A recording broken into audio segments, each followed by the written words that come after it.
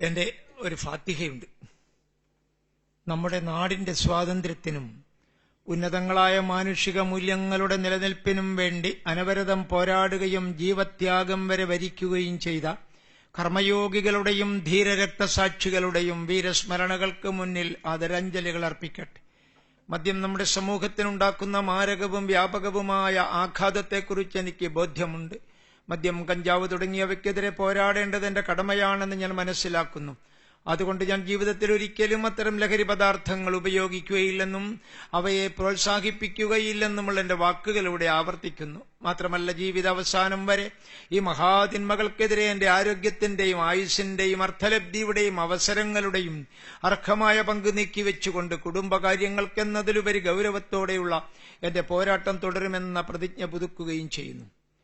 ബഹുമാന്യനായ അധ്യക്ഷൻ, സ്വാഗത പ്രസംഗകൻ, അതുപോലെ ആഷിഖ്, എന്റെ സുഹൃത്ത്, ഒരു താലൂക്കിലാണ് ഞങ്ങൾ താമസിക്കുന്നത്, മുജാഹിദ് ബാലുശ്ശേരി, ഞങ്ങളുടെ മദ്യനിരോധന സമരരംഗത്തെ സഹപ്രവർത്തകർ, സഹായികൾ, ബന്ധുക്കളായ ഫാദർ വർഗീസ് മൊഴുത്തേറ്റ്, അതുപോലെ തന്നെ ബ്രദർ പീറ്റർ തുടങ്ങി മുഴുവൻ ആളുകളുമായ ആത്മബന്ധുക്കളെ നമസ്കാരം.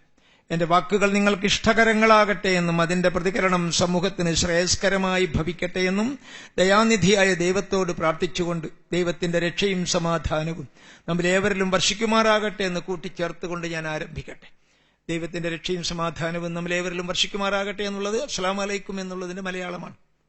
അത് ഞാൻ പറഞ്ഞാൽ നിങ്ങൾ ഇങ്ങോട്ട് പറയേണ്ടതാണ്. വലൈക്കും സലാം ബർക്കത്തുല്ലാഹി വബറകാതുഹു. നിങ്ങൾ പറയാത്തത് എന്തുകൊണ്ടാണെന്ന് എനിക്കറിയാം. ഞാനൊരു കാഫറാണെന്നാണ് നിങ്ങളുടെ പലരുടെയും വിചാരം. എന്നാൽ ഞാൻ കാഫിറല്ല, മുനാഫിക്കുമല്ല. അത് നിങ്ങൾ വിചാരിച്ചോളൂ. പതുക്കെ പറഞ്ഞവർക്ക് അൽഹംദുലില്ലാഹി റബ്ബിൽ ആലമീൻ. ഞാൻ ഈ അരമണിക്കൂർ പ്രസംഗിക്കണമെന്ന എന്നോട് പറഞ്ഞത്, ആഷിഖ് വിളിച്ചു പറഞ്ഞത്. ഇവിടെ എത്തിയപ്പോൾ 15 മിനിറ്റായി. 15 മിനിറ്റും തീർന്നിരിക്കുകയാണ്. ബാക്കിയെല്ലാം പ്രസംഗിച്ചിട്ട് ഞാൻ ദീർഘമായി പറയുന്നില്ല. എനിക്ക് പറയാനുള്ളത് നേരിട്ട് വിഷയത്തിലേക്ക് കടക്കാം. മദ്യനിരോധനം തന്നെയാണ്. മദ്യത്തിന് ഖുർആനിൽ പറയുന്ന പേര് ഹംർ എന്നാണ്. ഹംർ എന്ന് പറഞ്ഞാൽ ബുദ്ധിയെ മറയ്ക്കുന്നത്. സൂര്യപ്രകാശത്തെ മേഘം മറയ്ക്കുമ്പോൾ നമുക്ക് ഇരുട്ടായിരിക്കും. ശവ്വാൽ മാസത്തിൽ നിങ്ങൾക്കത് കാണാം. മഴക്കാലത്ത് മേഘങ്ങളായിരിക്കും. അതുപോലെ തന്നെ ചന്ദ്രനെ മേഘം മറയ്ക്കുമ്പോൾ പ്രകാശം ഉണ്ടാവില്ല, ഇരുട്ടായിരിക്കും. ബുദ്ധിയെ മറച്ചു കളഞ്ഞാൽ ആ ഇരുട്ടാണ് തമസ്. തമസ്സിലാണ് തമസ് ശക്തികൾ ഉണരുക. തമസ് ശക്തികളാണ് വിലക്കപ്പെട്ട മുഴുവനും. അപ്പൊ മദ്യമുള്ളയിടത്ത് വിലക്കപ്പെട്ട മുഴുവൻ തമസ് ശക്തികളും ഉണരും. ഞാനൊരിക്കൽ നമ്മളുടെ കാന്തപുരം AP ഉസ്താദിന്റെ ഒരു ജാഥയിൽ പ്രസംഗിച്ചു, മാനവികതയെ ഉണർത്തുന്നതിന്. ഷാറെ മുബാറക് എന്ന് വിചാരിക്കേണ്ട നിങ്ങളാരും. അപ്പോ അവിടെ ഞാൻ പറഞ്ഞത്, അന്നേരം സമയമില്ലായിരുന്നു, ഇങ്ങനെ ഒരു 7 മിനിറ്റേ ബാക്കിയുള്ളൂ. ഞാൻ വേഗം പറഞ്ഞു തീർത്തത്, ഖുർആനിൽ 3 വാക്കുകൾ നമ്മൾ ശ്രദ്ധിക്കണം. ഒന്ന് ഇൻസാനിയത്ത്, മാനുഷികത, മനുഷ്യത്വം. 2 ഐവാനിയത്ത്, മൃഗീയത. 3 ശൈത്താനിയത്ത്, പൈശാചികത. ചിലരൊക്കെ പറയാറുണ്ട് മൃഗീയമായ ബലാത്സംഗം. മൃഗം അങ്ങനെ ബലാത്സംഗം ചെയ്യാറില്ല. മൃഗീയമായ കൊലപാതകം, മൃഗം ഇരയ്ക്കും ഇണയ്ക്കും വേണ്ടി പോലും ആ സ്വവർഗത്തിലെ കൊല്ലാറില്ല. മനുഷ്യൻ മാത്രമാണ് ഇത് ചെയ്യുന്നത്. നമ്മൾ ആളുകളൊക്കെ, മുസ്ലിങ്ങൾ പ്രാർത്ഥിക്കുന്നത് ശൈത്താനിയത്തുനിന്ന് രക്ഷപ്പെട്ട ഔദു ബില്ലാഹി മിനശ് ശൈത്താനിർ റജീം ബിസ്മില്ലാഹിർ റഹ്മാനിർ റഹീം. ഔദു ബില്ലാഹി മിന ഐവാനിർ റജീം എന്നല്ല, ചെകുത്താന്റെ പിടിയിൽ നിന്ന് രക്ഷപ്പെടാനാണ്. മദ്യമുണ്ടാക്കുക ചെകുത്താന്റെ ചിന്തയാണ്, മൃഗത്തിന്റെ ചിന്തയല്ല.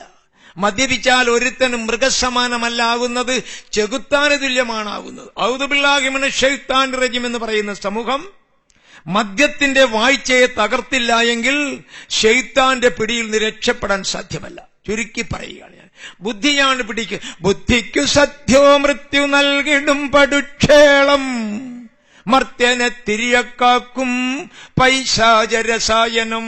ബുദ്ധിയെ പെട്ടെന്ന് കൊല്ലുന്ന മഹാവിഷമാണ് മദ്യം. മനുഷ്യനെ മൃഗമാക്കുന്ന പിശാചിന്റെ അരിഷ്ടമാണ് മദ്യം. ഇത് പറഞ്ഞത് ഉള്ളൂർ എസ് പരമേശ്വരയ്യരാണ്. മാത്രമല്ല, എനിക്ക് മുസ്ലിം സമൂഹത്തോട് പറയാനുള്ളത്, നന്മ കൽപ്പിക്കുകയും തിന്മ വിരോധിക്കുകയും ചെയ്യുന്നൊരു സമുദായം നിങ്ങളാൽ ഉണ്ടാകുമാറാകട്ടെ എന്ന ആലി ഇമ്രാന്റെ വചനം മറന്നു പോകരുത്. അള്ളാഹുവിന്റെ പ്രവാചകൻ മുഹമ്മദ് സല്ലല്ലാഹു അലൈഹി വസല്ലമ ഒരു ഹദിയയിലൂടെ വ്യക്തമാക്കുന്നു. അത് അള്ളാഹുവിന്റെ കൽപ്പനകൾ നിങ്ങൾ വിസ്മരിച്ചാൽ, വിഗണിച്ചാൽ, അതിനെ നിഷേധിച്ചാൽ അവസാന കാലത്ത് ദുആ ചെയ്തുകൊണ്ട് കാര്യമൊന്നും ഉണ്ടാവില്ല, ഉത്തരം കിട്ടില്ല.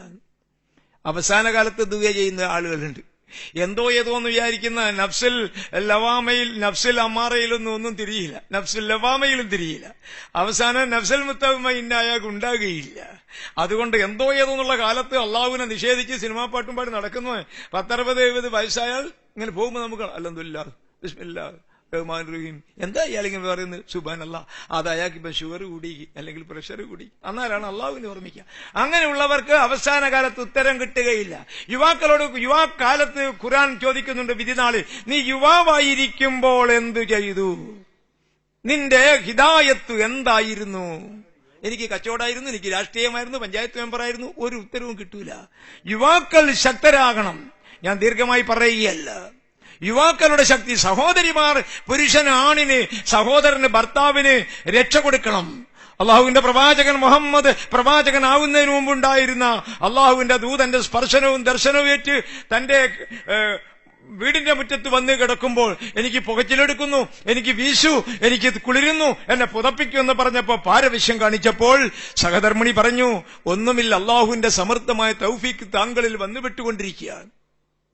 അപ്പൊ ആ തന്റെ ഭർത്താവിന് ശക്തി നൽകിയ ഭാര്യമാർ ഇവിടെ ഉണ്ടായിരിക്കണം. അല്ലാമ ഇക്ബാലിന്റെ ഒരു വരിയുണ്ട്, ഇവിടെ ഒരുപാട് തീക്കുണ്ടങ്ങളുണ്ട്, ഇവിടെ ഒരുപാട് രാജാക്കന്മാരുണ്ട്, നുമ്രൂദന്മാരുണ്ട്, പക്ഷേ ഇവിടെ ഒരു ഇബ്രാഹിം ഇല്ല. ശരിയല്ലേ?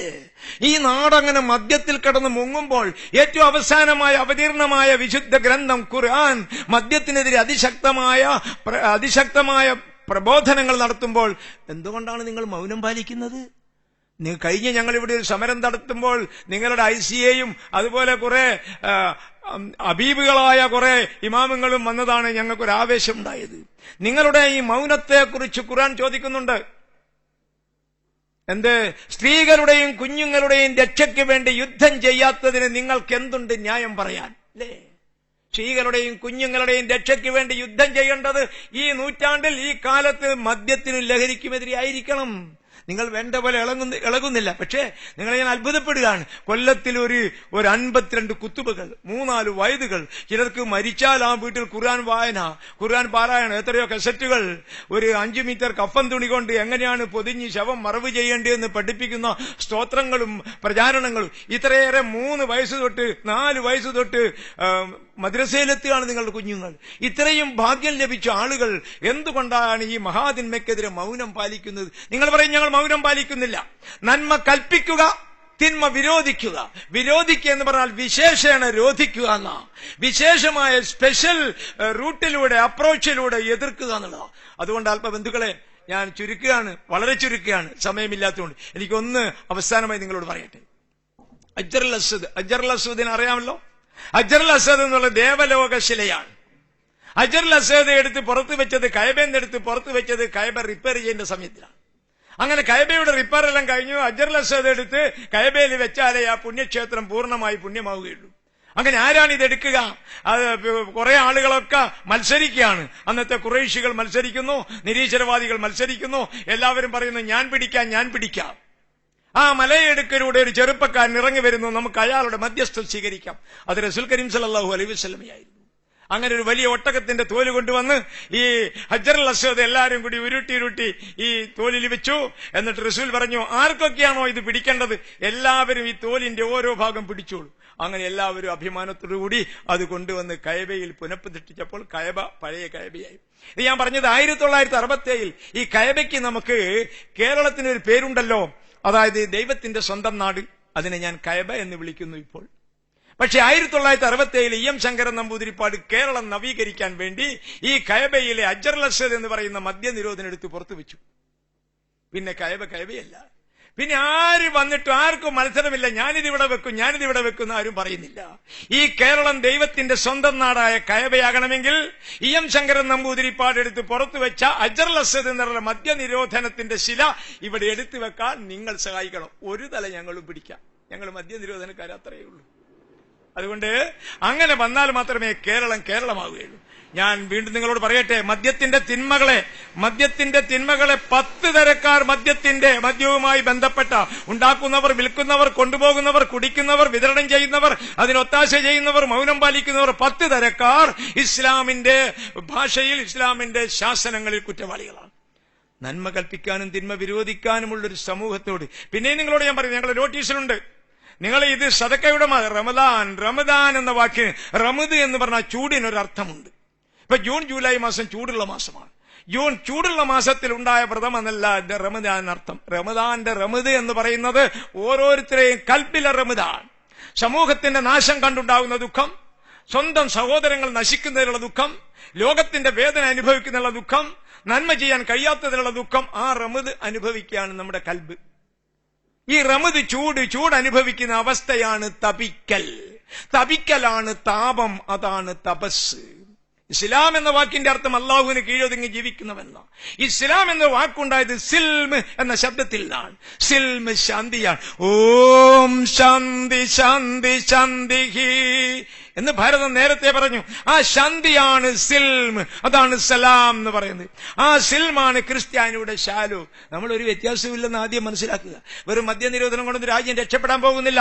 നമ്മൾ ഒന്നാണ്, ഏകമാണ്. ഒരു സമുദായത്തിലെ മുസ്ലിങ്ങൾക്ക് മനസ്സിലാകുന്ന വേറൊരു വാക്ക് പറയാം ഞാൻ, ആനന്നാസുമ്മത്തും വാഹിദ. അതാണ് ആത്മബന്ധു എന്ന് ഞാൻ വിളിക്കുന്നത്. ആ ആത്മബന്ധുതാ ബോധം കൊണ്ടാണ്. ഇതേ ഞാനൊരു ബന്ധമുണ്ട് പറയാൻ നേരമില്ലാഞ്ഞിട്ടാ. ഇവിടെ മാലിക് ദീനാർ കേരളത്തിൽ വന്നപ്പോ മുസ്ലിം പെണ്ണുങ്ങളെ കൊണ്ടുവന്നിരുന്നില്ല. പിന്നെ എങ്ങനെ ഇവിടെ മുസ്ലിം മക്കളുണ്ടായി? അന്നത്തെ 10-60 തലമുറകൾ അന്നുള്ള എന്റെ വലിയമ്മയുടെ അനിയത്തിയോ ഏടുത്തിയാണ് അന്നത്തെ മുസ്ലിങ്ങളുടെ ഭാര്യയായത്. അതുകൊണ്ട് നിങ്ങളും ഞാനും ഇദ്ദേഹവും ഞാനും ഏടുത്തി അനിയത്തി അമ്മ മക്കളാണ്. അതുകൊണ്ട് ആത്മബന്ധു എന്ന് വിളിക്കുന്നത്. ഈ അച്ഛന്റെ പാർട്ടി സെന്റ് തോമസ് കേരളത്തിൽ വരുമ്പോൾ പെണ്ണുങ്ങളെ കൊണ്ടുവന്നില്ല. അന്ന് ഇവിടെ ഉണ്ടായിരുന്ന പെണ്ണുങ്ങളിലാണ് കുഞ്ഞുങ്ങൾ ഉണ്ടായത്.